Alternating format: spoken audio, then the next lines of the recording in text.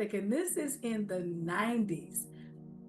He's teaching me about the prophetic in late 80s and early 90s, and he's teaching me about the ministry of intercession and all of this stuff. And so I told God, I'm not doing this for myself, for my health. I'm doing it for the people. And God told me this. He said, I gave you the mandate, not them. And so I began to tell the Lord, I said, okay, God. I said, well, since I have to be here and I have to do it, I'm going to just train my kids. And so, I was like, oh, I'm getting back at God. Like, I'm letting him know I'll show you. But I was right in, playing right in his hands because I started working with them. They were toddlers. My youngest was 2 years old. And I began to teach them about Matthew 18 and 18, Matthew 16 and 19, that God has given us the power to bind and loose. And so I began to, teach them even as toddlers. They learned how to pray early on.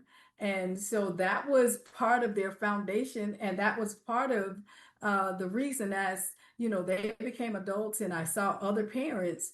I said, I think I need to work on something for that. So I put a small group teaching together. I was asked to do something for a small group. And so the book actually started out as a 4-week small group class for parents. And it kind of developed from there. And so when I had the opportunity to write the book, my youngest son, Apostle Joshua, began to say, he said, Mom, I know what your first book can be. And he was like, your first book can be Raising Prophetic Kids. And so I was like, okay, wow. So I began to dig out that 4-week, because when I taught that class, I put little pamphlets, like little brochures together for the parents so they could get a brochure each week. And so I just pulled, dug them out. And that was the foundation for the book, Raising Prophetic Kids. And I just share stories and, biblical teachings and things that I learned myself so that I could implement them with my kids.